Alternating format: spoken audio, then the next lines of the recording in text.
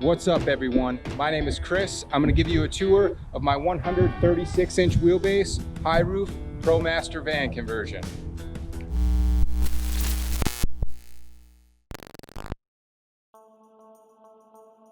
Up top we have three 160-watt solar panels. Very low profile, super stealth. Come down to the charge controller. It's hooked up to three 200 amp hour batteries, so 600 amp hours of electricity. All that's connected to a 2000 watt inverter. Basically, you're never gonna run out of electricity. If we get inside the van, we have 1, 2, 3, 4 outlets, each with two standard plugins and 2 USB. And that doesn't even include 4 additional outlets on the inverter itself. There is outlets anywhere and everywhere you need to access in this van. I have a 21-gallon freshwater tank, which is hooked up to a water pump and an accumulator. The accumulator essentially just keeps the system pressurized and primed. Honestly, the two things I cared about most were electricity and water. So that's the design concept here. It's everything you need and nothing you don't. Rather than having a switch that turns the water pump on and off, like a lot of RVs and probably a lot of van builds as well, the faucet itself is an on-off switch, so it's always off until you need to use it, in which case you flip the switch, water comes out, whatever, self-explanatory. Countertop with cutting board. And you can take this out, and inside here I have my induction burner. A really nice deep stainless steel sink. There's a catch in the bottom of the sink so you can keep all the crap out of your gray water, but it comes down through the tubing and it connects to this 6-gallon gray water with a quick release, and it doesn't leak.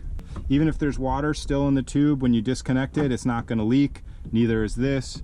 So you just disconnect, you take your gray water, and you can go dump it, somewhere legal, not in the street, folks. And then just clip it right back in. And I actually have it bungeed right here, so it's really easy to slip in and out. I really like it. I think it's a good solution. So that's the sink to the gray water. 2 dimmer switches, one for the recessed lighting up top here. Hopefully you can see that.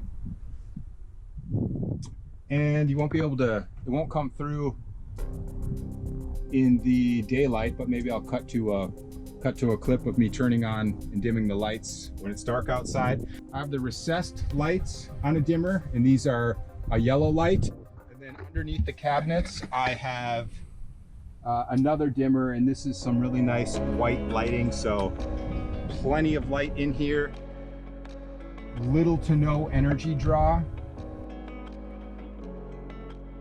Between the white and the yellow, you can really get some good lighting, and maybe I'll cut to some shots of that. I do have a swivel seat right here, and especially with the back open, the back doors open, I mean, it just seems quite large. It is very nice. I often actually sit like this. I got my computer right here. It's a good working station. Definitely nice. I'm a trail runner, so I put all my shoes under this, whatever you want to call it. It's a step, it's a footstool. One of the nicest parts of the van is the cabinetry. It's professionally done, custom made for this van. And then I went ahead and added the soft open and close. And in a space this small, you want the cabinetry to open up so that it's not in the way. Initially, I had planned on it being all the way to the ceiling. It didn't work out that way, so there is this gap. I don't know if you can even see it. I don't have much stuff up here now, but it actually turned out quite nice just to shove towels or jackets or other miscellaneous items up top. You had planned to do it different, turned out this way, and ended up working out great. Right inside the door of the van, I have this quick, it's a cheap little seat. I just put a couple of hinges on it, so it's also a drawer. Easy to sit, tie your shoes before I go for a run. When you're in the bed at night, it acts as a little bit of a nightstand, and you know, you can also cook on it if you need to. There's outlets here. Simple little practical seat, a little bit of storage underneath as well. I have this van set up to be very modular, so I take things in and out, like a fridge, which isn't in here right now. Maybe I'll cut to a shot of that. But it's a really nice fridge freezer combo. I usually store that underneath the counter. Underneath the bed here, you can actually see the Nature's Head composting toilet. That can be vented outside, but I purchased it in the winter and I'm in Minnesota, and I just did not want to cut a hole in the van in the winter. But it does, you know, I do have a Nature's Head composting toilet. I haven't had the luxury or the privilege of using it to its full effect, if you know what I mean. So right now it's really just a really expensive pee bucket. I'll be honest, it's an expensive bucket. I'm 5'11", and I still have a couple inches to spare. I do have a video on my YouTube channel on how I did the floor, and it's insulated. I maximized I minimized the space I used building the floor. This is a standard size full mattress. The walls are slightly recessed, so it accommodates, you know, an actual standard sized mattress. And I suppose I can lay in it so that y'all can see that there's plenty of space. And again, I'm 5'11", so max air fan up here, and it's run off of this remote. Push the button and it opens up. It has 10 speeds. Push it to close it. It also has, you can set the temp, and the fan will turn on and off, you know, when it hits the temperature setting. The ceiling is tongue and groove. It's a dark wood. I felt like it complemented the white. I'm not a carpenter, so I didn't put a lot of the polish on it that a lot of the van builds might have, but I think it's totally fine. I did add trim right here, but otherwise, you know, you'll see there's plenty of spots to touch it up.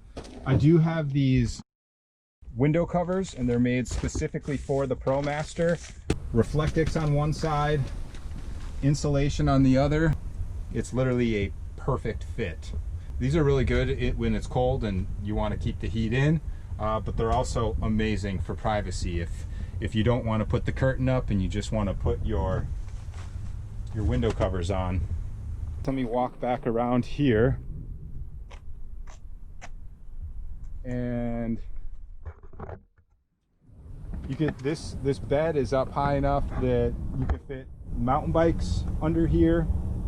Organizer on the back, which is crucial both when you're have the doors closed and you're in the bed, or maybe you get back from a run, a bike, a hike, whatever the hell y'all do for fun, and you can kind of get organized and clean off.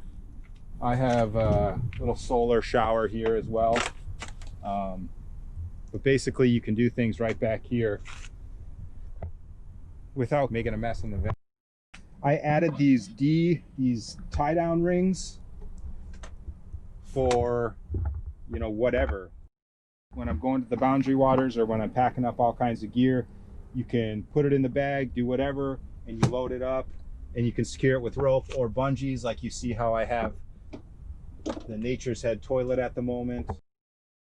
This little shelf up here is good for random storage. Go ahead and close this. And so one of the beauties of the 136-inch ProMaster is that it fits into a normal parking spot. And having had this van for 2 years now, I honestly cannot imagine of having a van longer than this. Yeah, you might get an extra foot or two on the interior. It's going to be difficult to maneuver, and this thing handles like a champ. I don't have a hitch on here, but you can put a hitch on here. That is the van tour. 1500 ProMaster Highroof. My name is Chris. Thanks for watching.